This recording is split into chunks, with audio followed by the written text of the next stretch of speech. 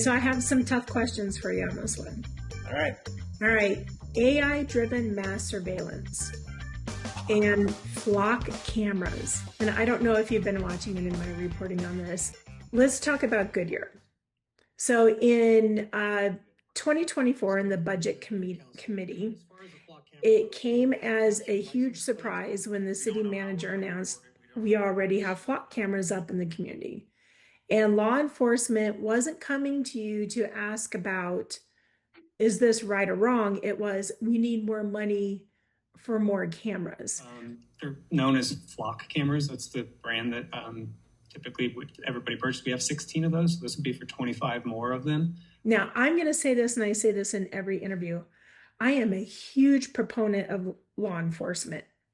I have ultimate respect. So this is nothing against law enforcement. This is a question about how is this happening in our communities, that these cameras are going up without a public discussion. So this happened in 2024, again in 2025. We need more money now. We need the drones and this and that and the other. Then it gets tucked into the budget, goes to the consent agenda, and gets approved. Goodyear has never had, from what I understand, has never had an open discussion about this technology, the surveillance in our communities, and public input. And Bill, I'm going to tell you right now, I cannot drive 1 mile from my home without being tracked by one of these cameras. And I know that you know something about this. In 2024, you had talked about, you knew something about these flock cameras, and you also brought up, we're building this crime center, you know, so Real-time quickly. crime. Yeah, we're just adding all these things. So I think you understand what all my questions are here and my frustration about this. And what say you? So the license plate readers, they said we knew about. Maybe. It would read the license plates of those vehicles. So red light runners. Like, We would be able to capture their license plate. Now we can't tell who's driving at that point. So you just know that someone's speeding. During this work session, lawmakers discovered 16 flock cameras had already been installed before their vote on the technology, and their approval for funding was needed to install more. You know, memory's not always great, but maybe there was a conversation about installing a few of them. Was this something that we talked about in the work session already to pursue this? Or is it's this in our the first, strategic our plan. first time? It's in the strategic plan. So I know some council members went like on a tour, like I think it's like Glendale's real-time center, and then I feel like this is the first time and I've heard that. Okay, now we're gonna look into it. We were in a January retreat when the conversation came up on cameras, and we received direction from council at that time to move forward with those cameras. Okay, I just didn't know the scope. We're using them on a police car, mobile reader. I'm the driver, pops up on my thing. I'm seeing the car, or it's seeing, I mean, I'm right there as a law enforcement guy, blah, blah, blah. I get that. I think that's helpful. I would rather that the technology grab the plate and read it rather than the officer who's driving turn his or her head to the laptop next to them and click away while they're driving. So I'm there 100%. But then that technology turns into traffic light mounted license plate readers. So now they're everywhere. And we just had an incident this weekend that a license plate reader caught a stolen car, and they ended up shooting. The driver got out, had a gun, and they shot and killed him. So I think as a society, we're going to have to ask or answer the question, was the stolen car worth this? I don't know what's happening to the world that guns are I'm not anti-gun, but it seems that everything that's happening is related to gun violence. So We don't want to have that conversation in the world anyway. So I, at that meeting, raised concern about how much of this technology we're putting out there. And yeah, we have had zero conversation. And I think that was the point for me to say, we are not asking the community the right questions. So I'm concerned that we seem to be building the plane while we're flying it. That's my concern. We're going to have these 41 cameras. We don't know how we're going to record it. We don't know how we're going to store it. We don't know what we're going to do with it. We think we don't even know how we're going to staff it. Who's going to staff this real-time crime center, even if it's just a monitor for a short period of time? There's a lot of unknowns to this that we don't know.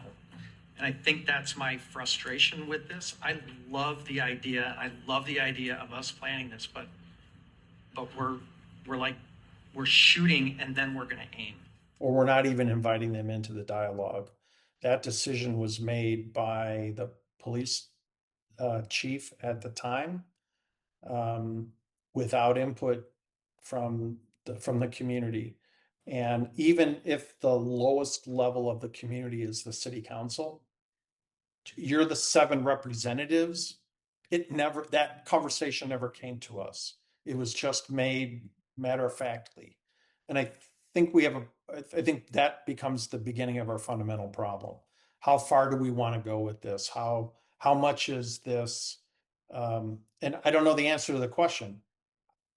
I know that flock cameras talk to flock cameras, and they all share this, massive database and all the rest of that.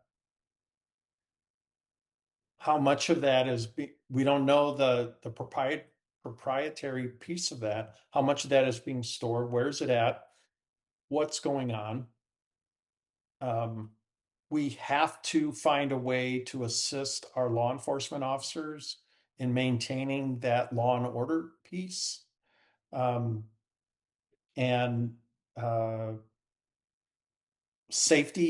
public safety comes at a price, usually to our freedom, but oftentimes it's to officer safety, and we don't want that either. But let's have the conversation. Let's get people informed. Let's set what I always say. Let's set the context of what it is we're doing. We haven't done that. So I don't want to say I'm opposed to it, because I am concerned about Big Brother. I mean, I read the book, but I'm also cognizant of the fact that people have a lot of questions that we should be able to answer. And I don't know that we've done that. Is this an open house kind of thing where we need to, invite the public in and have a public forum about how the cameras work, how the technology behind it works? That might be. And that's one of my big concerns, because I go back and I watch that 2024 meeting, and a lot of it was, how do these work? Yes, no answers. And just the basic knowledge and understanding. And one of the comments that was made by a council member was, this is just the technology. We just need to keep up with the technology now. Let's just do it. And last week, I interviewed a representative of the Goodyear Police Department, and I had asked, so what is it like working with AI? What is that like? And they're like, oh, we don't use any AI. And I said, well, flock cameras are AI. And they're like, oh, well, I don't know about that. So I think even just understanding what this technology is a huge hurdle. So I think there's some education Right. on that part of it. And a lot of the cities that I'm looking at now, people are so used to having their Ring doorbells, or they're used to all this technology. I mean, they'll accept these cameras as they are. Now, Goodyear, Flock offers a transparency portal. So you can go in and look how many hits have there been, who are you sharing with, what is the data retention. Goodyear does not have that. Goodyear is not doing that. So I did ask the city manager's office if this would be a possibility. They said they'd get back to me in the next 2 weeks. I guess my big question is, if you were to be in office, would you be open to having a broader conversation about this? Oh, absolutely. We owe the public that, and I think that was my line of questioning that night. We and as with everything, we have to have a real-time crime center, which I don't disagree with that concept. But to plug it into place without understanding or talking about how big, how much, how, oh, we can do it for $150,000. I know for a fact you cannot do it for $150,000. And as a matter of fact, I think in this year's budget, I think that number is like 5 million.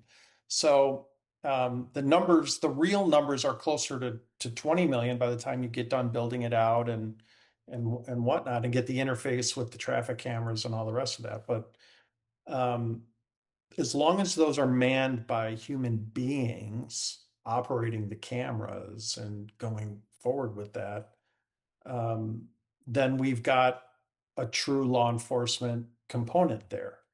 The minute that we turn that over to a computer, which is AI, to start making decisions and do, then we're headed in the wrong direction. So we have to have it. And again, even when they approved it this year, it came up in one of the budget workshops Mhm. for what, 20 minutes, a half an hour, and on to the next. I mean, come on.